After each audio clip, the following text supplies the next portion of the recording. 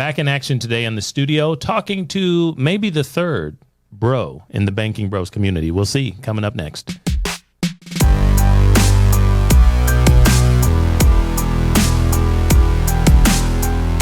Welcome back to the Cash Compound Podcast. Ladies and gentlemen, JDew on the microphone, and in studio today, a very special guest, very excited about, couple months in the making. We've got Uncle Willie Coleman in the building. Willie, say hey to everybody, and thanks for being here, man. What's going on? Thanks for having me, JDew. Yeah, man. Real pumped about what you're doing and what we're already doing together, and the first introduction of that system and money-making powerhouse deal that we're getting into for our community's opportunity moving forward. So, ladies and gentlemen, what we do on this podcast is we talk through cracking the code to cash flow, and now we're talking about private money deals, real estate with my man Willie. So, Willie, give us a little bit of your background, my friend. You're in real estate. You're taking our money, but how did you get to this place? Man, it's been a journey. It has been a journey. So again, thanks for having me, JDew. I really appreciate it, man. But how are we here today? Long story short, my parents, they were in real estate, and still are actually. And these are folks that best people in the world. At the end of the day, they long story short, they were in the Navy, anal people, always did things the right way, and that kind of transpired to me and my siblings. And so coming from a family of, again, everything has to be a certain way, growing up in that, they were in the Navy, got out, ended up, my mom always had that design eye, and my dad, he actually used to be a builder back in Alabama. Got it. And so over the years, my family members, friends, they would always ask for, hey, can you do this for us? Can you renovate the bathroom? Can you do this, that, the other? And I just remember I was probably, between the age of 8 and, 13, that was probably, again, what they would always be asked to do. And they've always had businesses, and they've always been entrepreneur-minded. But then they kind of started doing construction stuff for our friends and family.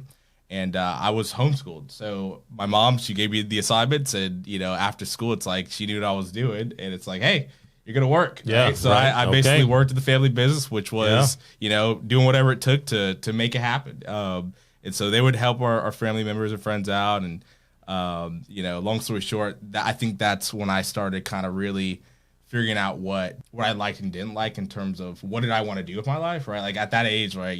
I was probably 13 years old, and I was able to, at that age, I had done drywall on a house. I've landscaped a house. I put roof on a house. I've done electrical, plumbing, you name it. Essentially, I could build a house by the time I was 15 years old. I knew the process of how does this happen. And so fast forward a couple years, I'm 15. They're kind of getting their business rolling, truly making it a business versus the hobby side. Stopped doing renovations for people, and they started buying houses. So right here in South Carolina, they would, they found a house, fixed up, resold it, right? We would do the work on our houses, on their houses. Right. And me and my brothers, we'd all be there, right? And they were like, okay, we need to really make this a business. They'd start subbing stuff out. Started kind of going to meetups, starting to get connected in the community, understanding how to really play the game, right? And so they would bring me along, right? So I'm 14, 15 years old. I'm going to a Korea meeting, right? Which is basically just an organization of real estate people across the country. So this is real homeschooled here. Super nerds out here. Why is this kid, why doesn't this kid play ball like everybody else? Xbox. Right. And I did sometimes, but again, it was just, I was focused. So anyway, so I would go to these meetings with them, and I heard this concept of wholesaling real estate. I was like, one of the things I missed in that whole timeline of me working with them, I would always be just the entrepreneur hustler mindset, which was like on these houses, they're bad houses, but some things can be salvaged. So I would literally the toilets, the cabinets, you name it, instead of just demoing and throwing them in the dumpster, I would carefully take them down, and then I'd put them up on OfferUp, Craigslist, and dude, I kid you not, I don't say this to gloat, it's just a reality. I think I was making $2,000 to $3,000 a month as a 14, 15-year-old. Right, okay. All right. Forget just that Xbox comment. Yeah. Right. So, I had fun with the Xbox, but it wasn't my main focus for sure. So as we go along that, I heard wholesaling real estate. It's just connecting the buyer. And what wholesaling is, again, I know we're not really, on a specific real estate podcast right now, but just a brief synopsis. It's finding somebody that wants a distressed property, a cash buyer, the HGTV guy that wants to renovate the house, aka my parents, right? All right. Finding that guy and then connecting them with a distressed actual home. That's something that needs work, right? It might be somebody that's, that needs a solution, behind on payments, taxes, they lost the house, whatever it is. We come in, find that asset, get it under contract, and then find a cash buyer, assign our rights to the contract, and then we make a fee in between. So I started wholesaling at 15 years old. Couldn't even sign contracts because you can't buy a house if you're not 18, right? Right. Okay. So I had to start an LLC with my brother to where he was actually signing the deals, and I'd pay him like a little marketing fee, and I would host. So anyway, long story short, I wholesaled a good, I don't know, by the time I was 18, I think we hit probably 25, 30 deals. Oh yeah. Yeah. And I was like, college.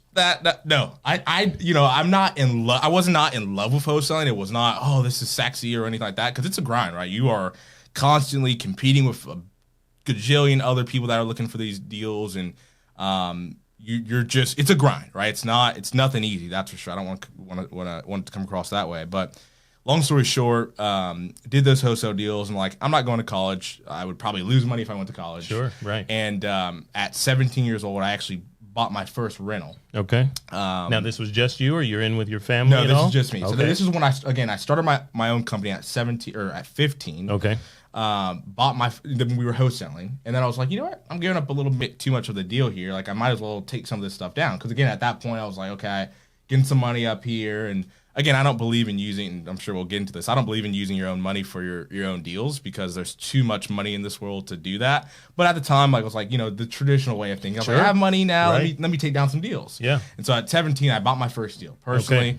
Okay. And I still work with my parents now. We do partnerships and stuff like that. And because again, my mom, she is the best designer you could find, right? My dad, just the knowledge, and just, again, they have the same thought process of perfection, right? Mm-hmm. And so anyway, we bought that first deal, or I bought that first deal at 17, didn't go to college, and was like, you know what? Again, at the time, I was not in love with real estate, but it was like, you know what? Although I'm not in love, I'm really good, and I don't know what I want to do, so might as well do something that is working, right? Yeah. From the age of 18, I'm 22 years old now. Been able to build up a pretty decent real portfolio here in the upstate of South Carolina, where we do short-term rentals, mid-term rentals, long-term rentals, and we are now branching into the luxury side of real estate. There we go. Yeah. Yes, man, I love it. So there's so many things to unpack in there. One of the things is I've heard recently, don't follow your passion. Because a lot of times your passion is not going to be perfected enough for you to actually be in business around your passion. So here's where I want to connect it to what you just said. You're getting of age, 17, 18, 19 years old, thinking about maybe transitioning. You've done things because you know it with your family, but am I going to do this or am I not? I mean, I kind of get okay. And what I'm starting to see here is you don't follow your passion, but your skills start to become your passion because you realize you're good at it. And you're like, wait a minute, it's not your passion to start off with, but once you acquire some skills and get better and better at it, you're like, well, what else am I passionate about? Because I'm actually learning and getting better in that area. 100%. So, well, break that down for me. Does that resonate with you, or say, no, I should be out here playing piano or traveling with, whatever, the circus? Or you're like, no. What I've learned is actually, as I got better, I became more passionate about these things. Dude, you're preaching to the choir, because I've been thinking a lot about this lately. And it's like, even now, right at 22, I still don't know if this is, I do other things besides real estate. Like I'm an angel investor and some other things. My brother's in tech, so I'm connected to that world as well. Yep. But obviously, my every day it's real estate. And I think, people always say, "Oh, do what like you said, do what you're passionate about." Da da da da da, and that makes sense. I'm not. Don't live a life that you're miserable. Right. Of course. But at the same time, you got to give up what you want most. Don't give up what you want most for what you want in the moment. Yes. Okay. You know what I mean? Oh, yeah. So like I said a minute ago, I'm going into luxury real estate. Yeah. All the years of physically swinging that hammer and physically getting that verbal abuse from sellers that would curse me out when I would cold call people, and when I would, cold call thousands of people and just hear no. and finally got that yes, although the yes was, oh, it's just a nice little single family home that, you know, is not a big deal. Maybe that you did 3, 4, 5 months of work and you only made, you know, $2,000 and you thought you were going to make $20,000, right? That stuff hurts and it can, right? But at the end of the day, those little deals and those little things get you closer to, like you said, it allows you to find what you're passionate about. And what I think for me, what that did, that building, that stepping stone, it prepared me and put me in a position to get me, one, ready for where I'm going, and two, it was just those assets that I still own help me acquire and do what I'm doing with these bigger assets. It's just like, it's crazy when you can start with the end in mind and stay focused on that. All this other stuff about, like I like to golf, I like to travel, but dude, for the first time, 2 weeks ago, I finally took a trip, but I haven't been on vacation in probably 4 or 5 years. It's just been stay on it. I love it, man. So I love what you're saying here, and there's so many prizes along the way, which was actually paychecks that helped you get to the place you are now, because this type of passion work now started out as a problem at the beginning, right? So I'm going to keep it in the P world here because I'm Baptist. I'm always saying that, so I'll see if I can alliterate. We started out with some problems on these projects, right? But you learn, and then these checks come in, and now you have a passion because also what you've learned pays money. Sometimes out there's a lot of great hobbies out there, and go ahead and keep them, right? Sure. Traveling normally costs money, right? Most of us aren't getting paid to do that, but we've gotten checks along the way while we're doing these projects to get to where you want to go now. But here's the thing. You've talked about this like it was some long journey, but you already played your cards, man. 22 years old. 22 years young. There ain't nothing under your belt yet except a bunch of knowledge, because it ain't time. It ain't time yet. So tell us the difference you see by some of your friends as you're coming up, or the people in your age range. They're probably not focused on the same things you're focused on. You know, we get told all the time around here, the banking bros kind of moniker that Jonah and I, my brother, kind of have. Like, man, seeing some young brothers out there doing the work and figuring and teaching and trying to reach out to people. Hey, there's a better way to get you where you want to go. There are better tools and vehicles. There are better partnerships we can be doing to get us to where we want to go. That's not something I'm normally seeing in somebody your age, man. Speak to that. Absolutely. I think it all goes back to almost like mindset in a way, right? Mindset and what drives you, right? You know, because what's the point, right? Why are you working so hard? Why do you I don't, some people work because they have to eat, right? Of course. I'm a kid. I don't have to do anything. I can just, do my school and chill at home, which again, I jokingly say, I was get to work earlier, but it's no, I had an option, right? I wasn't forced to work, but there was always there's always been something in me to say, don't just settle for what's accepted in society, or don't just be good enough, right? And again, it goes back to my family and again, how they think, I think, and that's been instilled in me. But it's my mindset has been, look, you have an opportunity to be you're good at this, right? I didn't know what I was good at 12 when I was swinging a hammer. I didn't know I would end up being good at talking to sellers and raising money and dealing with also resources. Sometimes good at something like that is going to be in comparison relationship to maybe the next person. So at 12, 13, 14, 15, you don't even know if you're good. Right. If you are good, you wouldn't know. Exactly. Because I don't have enough life experience or people around me to even know that I'm good. Exactly. Yeah, right. Exactly. So for me, I do know I got cussed out on the phone today, but I didn't know I was, hey, that's normal, but you still solved the problem, overcame the obstacle, and moved forward. A lot of people don't have that skill. They don't use that. Yeah. Well, and it's just the reality is, what I do in real estate, but what you do in general, whatever anybody wants to do, and you hear it all the time, if you set your mind to it, you can do it, this, that, the other. But the reality is, that's true. If you really just say, I want this, and the end in mind, the end is, I want to buy a house, I want to flip a house, I want to build a portfolio, I don't want to end up at a job. For me, at that age, I was I don't really want to go work for somebody. I never, again, part of the reason I was probably homeschooled was I never would, was able to like go with the flow. I was always like going against the grain on things. But at the same time, it sounds as though it's not that you are adamantly against getting a job. Oh, absolutely not. Right. You just Absolutely were like, not. this is my That's life. just and this what is I normal. want. Yeah, but Yeah. I'm not actually mad at anybody out there in the world. I don't think the man is out there taking advantage of me at my workplace because you never had one. You're just like, well, this is what we do as a family, and this is it was just the next call I need to make. I just don't know any different. Yeah. And you're exactly right. Like I have two other siblings, and they're in completely different paths. Like one of my brother, he is an entrepreneur, and he did end up starting a tech company that's doing very, very well. And my other brother, he's into gaming. Right, and that's what he does. He's a streamer. He right. That's what he wants to do. Yeah. You know, and for me, it was just like, you know what? I would play golf this and that, but it's like I don't know what I want to do, but I know I'm good at this, and I'm driven to succeed at it. So let's just go. Let's do it. You know, the mindset was, again, it doesn't matter all the no's. The end in mind is make it happen and keep it moving. That's what my mom always used to say, or she still says. Keep it moving. On to the next. Keep it moving.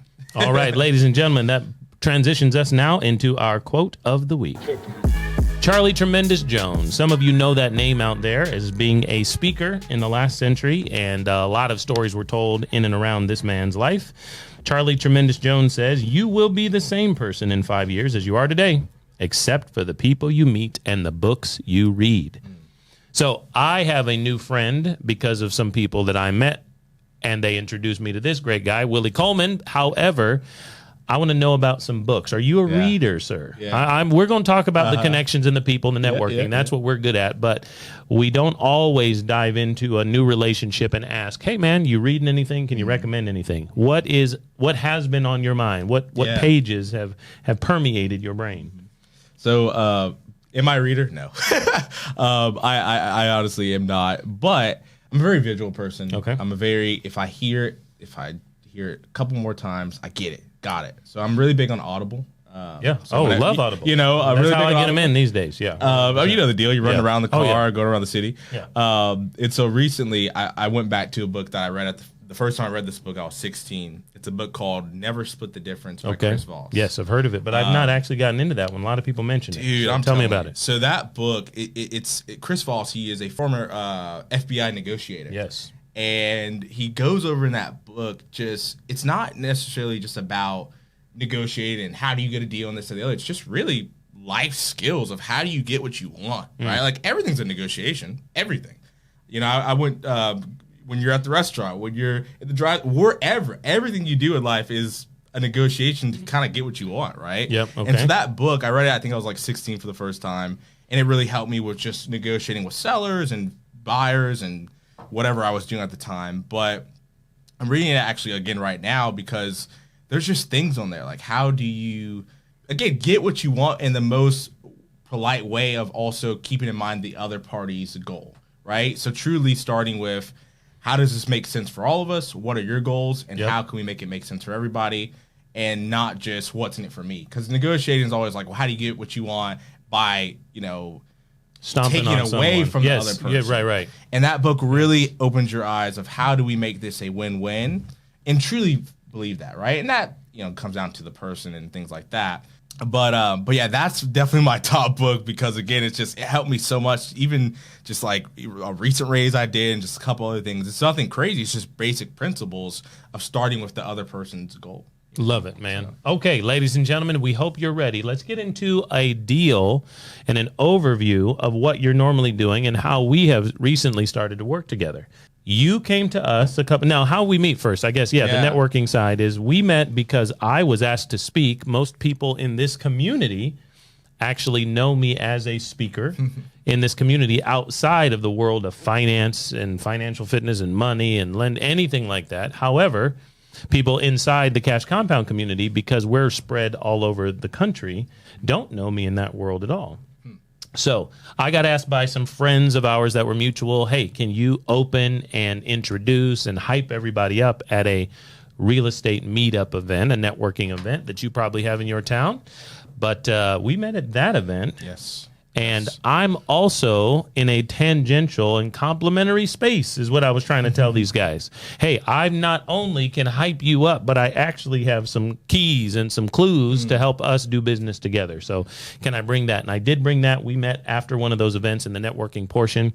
And I said, hey, I'm a guy who's looking for opportunities to partner and to fund deals. So then this man came back with a deal. So tell me what you're normally doing, and we'll get into a little bit about the project we have on the ground right now. Sure.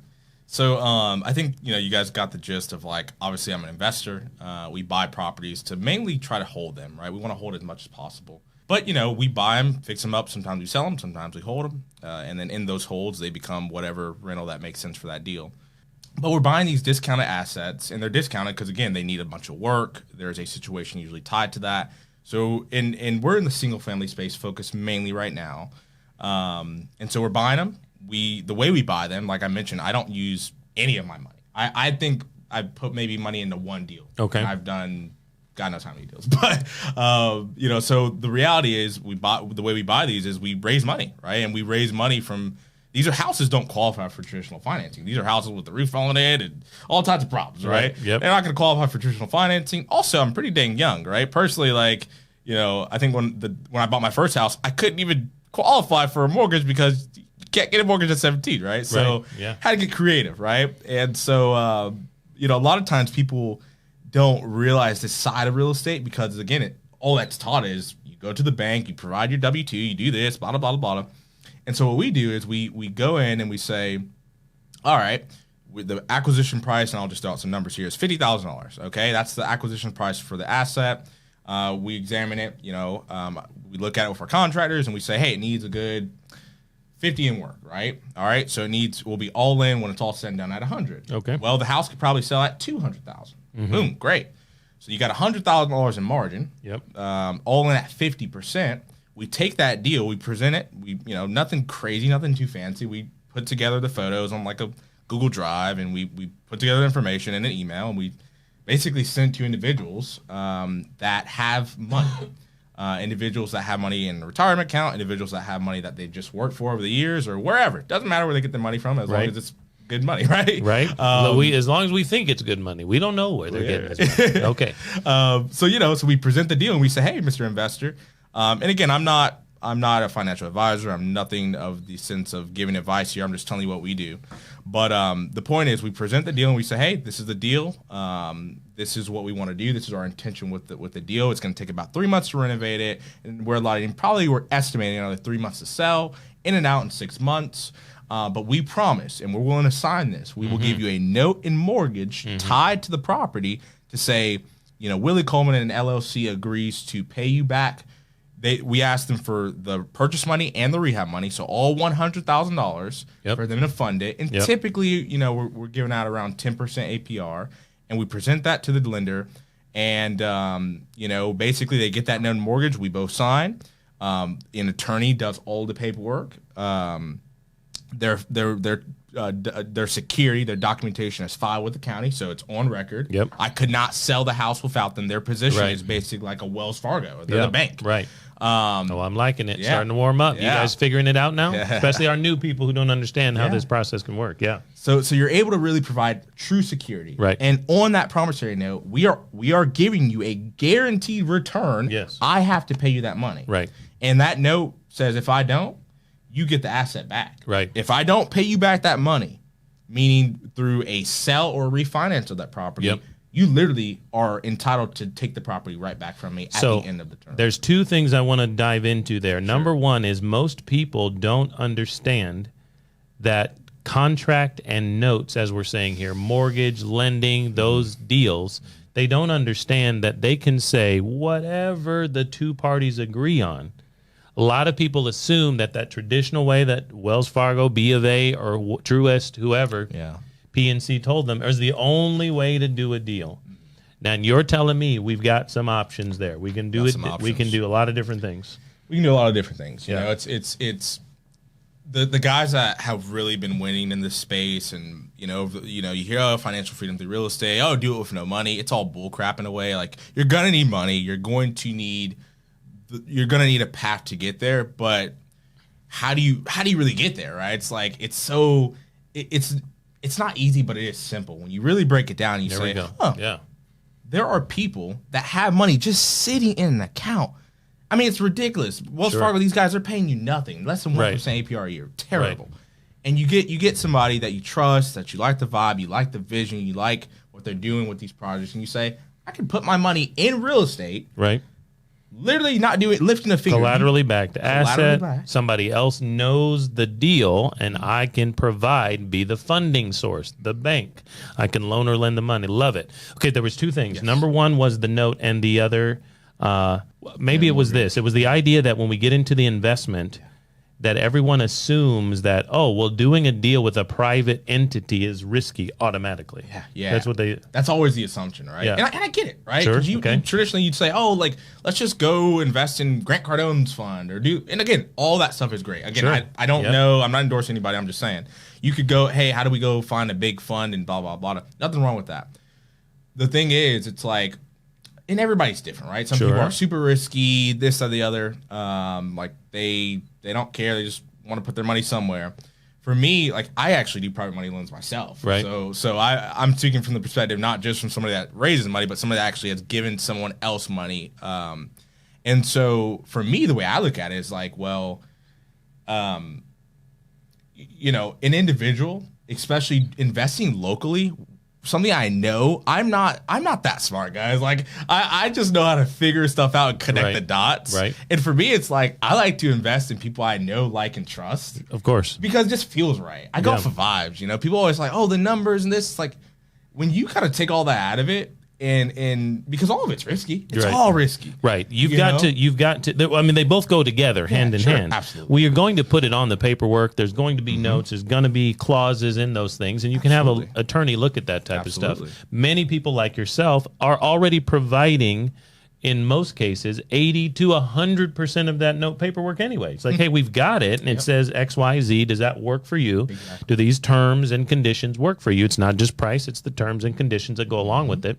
We've got property. You can come out and look at it if you do something locally, and I did. But at the same time, hey, we need to develop a little bit of a relationship here, because if and when it does work, wouldn't we keep that investment option open? And I think a lot of people are just undereducated in that environment when they do have funds that are sitting around that they could deploy. And sometimes it's even the opposite. Sometimes people are overeducated. Oh, sure. And sometimes that's another hindering, right? Situation. You get people. I know guys with millions of dollars in the bank account. They can't get past they think so much and so analytical and da-da-da-da-da-da-da. And don't get me wrong, do your due diligence. Trust but verify. Oh, sure. Right? Yeah. Verify everything. Like you said, there's a note and mortgage, and we're going to look at this. Get an attorney if you want. I advise everybody, get you an attorney. Let your attorney represent you. That way, protect yourself. I'm not saying don't protect yourself, but sometimes people they take it too extreme, right? Yeah. It's like, the way I raise money is I've gotten to a point where I can just send a text and say, hey, man, I need 150 grand. Yeah, can you 100%. Fund it on Monday? Right? Oh, this is the other part that triggered it. The other thing I wanted to mention, outside of we're not sure about how to do it, what the notes say, is it risky? True or false? The best deals that exist out there are never posted. They're always through some little text message. The best deals are always on the inside. Always on the inside. It is a fact. If you are not connected, if you're not networking, if you don't have that green light and the door open, you'll never get the best deals. The best ones are always on the inside. Always. If you see it advertised, if it's on TV, if it's on a street sign on the corner because somebody put stakes in the ground, you are too late for the best deal. Correct. It doesn't mean that you can't do a deal. Doesn't mean that there won't be opportunities. It means that the best deal is gone because the best ones come from the people you already know, like, and trust. 100%. Yeah. Okay. I love it. Okay. Let's transition now to a fan follow of the week. Thank you for following. On YouTube, we've got Jai G, who just followed us recently. So we appreciate you, girl, doing your thing out there and getting a look inside, behind the curtain of the Cash Compound and the Banking Bros. Thank you for following our YouTube series that we got out there. We got so many. We're adding new stuff. Hopefully, if you're learning this in the summer of 2023, you start to see our new movie reviews about money. So we got a little bit of that coming. But now let's talk a little bit about what the people want to know. like JDew out there, how can they get involved? Tell us some of the specifics first on the deal we actually are doing in our town, and then is there opportunity for people to get involved in the future? Yeah, absolutely. I am so to unpack that, the deal that we're doing. On the inside, I got a text message. Got to send him a text. Hey, right? Can I come over and show you a little something? I said, yes, you can. All right.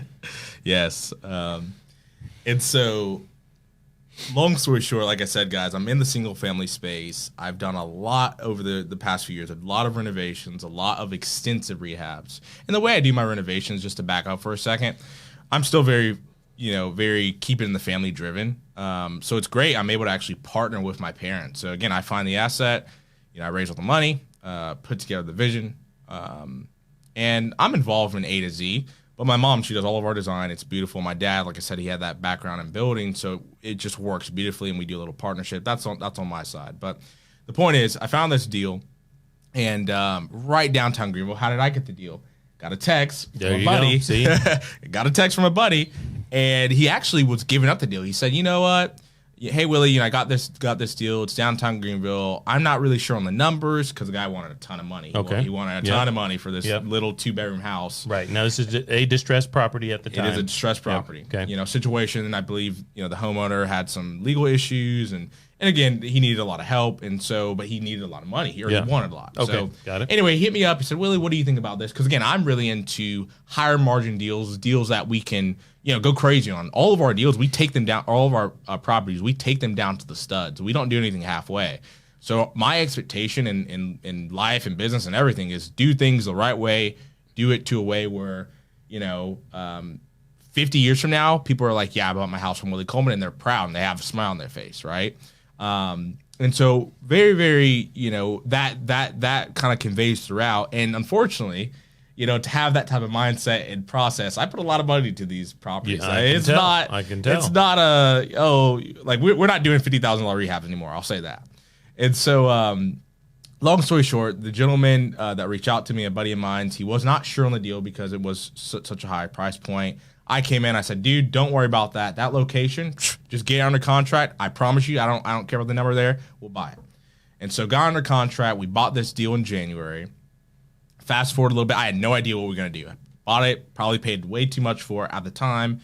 And because, again, the asset that sat there just didn't make sense. And so, I was like, I just want it for the location, and we'll figure it out later. Let's just acquire it. So raised some money, had enough to acquire the property. That's it. Then February comes along. I get in touch with my architect. I work hand in hand with the architect myself. We're putting together the plans for we decided, apologies, I skipped ahead a little bit. We decided to end up tearing down the actual structure that was on the property and just start over. That was the plan. And so anyway, February comes around, me with the architect, we start putting together the house. Just boom, boom, boom. And the idea here was just, we were leading with perfection, but the idea was kind of just modern, but, we're still figuring out the details. So fast forward all the way to, I think, the end of March, early April, we finished the plans. The style ended up being European, LA mixed with just something quite different, combined with the warmth of the South. The warmth of the South. Yeah, okay, I think that's what gets missed sometimes. All right, you still want to give a nod to where you're at, right? Don't. Okay. Oh, we're in LA. Okay. But no. So all that mixed together with the warmth, and so anyway, we put together some magic, man. Me and my architect. Shout out to Justin. Justin and I, we put together those plans. Help from my mom, of course, with her design eye. With how does this bed need to lay? People just don't think about the little things. It's all so important. There's so many details when it comes to new builds, right? It's just there's so many things you could do or whatever.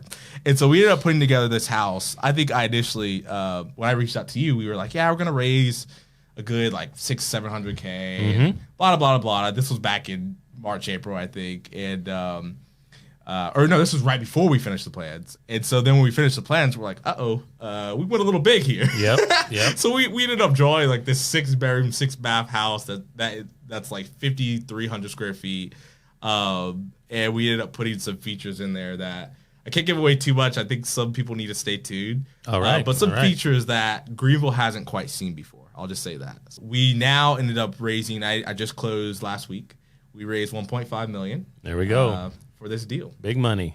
And So like Willie said, ladies and gentlemen, us over here on our side at the Cash Compound, we decided that a couple of years ago that we were going to be involved in private money deals. Real estate was a great option for us, and we said, hey, if we're going to deploy our pools of capital that we now have and access to, where would we deploy it? Banks don't make money by leaving the dollars sitting. Money has got to flow. And we found these opportunities for flowing our money, becoming the bank and a financing option for other people to do whatever it was. We just thought real estate would be great for us. So that's what we're doing. And very soon, ladies and gentlemen, inside of our Cash Compound course library, we're going to start breaking down some of these deals and the opportunities for you all to be involved in these options as well. So many of you are learning the power of leveraging your ever-increasing asset at a moment, at a text message, from a friend. So over the course of your growth of your asset and your policies, you're going to be able to be involved in these as well, should you want to. So that's what we're excited about. It's kind of an introduction of those opportunities with several partners that we're doing deals with already. So we thank you so much, Willie, for being in studio, man. One more thing. Where can people find you? Where can we follow you as we start to, test the waters here and figure out what's going on before we kind of introduce everybody into maybe, hopefully very soon, a formal opportunity. But yeah, so I'm really, you can follow me and find me on Instagram, Willie.Coleman. So find me there, and by all means, let's connect. We're hiring right now. We're looking for some ops assistants. We're looking for a lot of crazy things. We're at a pivotal point in our business, and would love to connect in any way I can and add some value to you. All right, ladies and gentlemen, you know what to do. We'll talk to you again soon.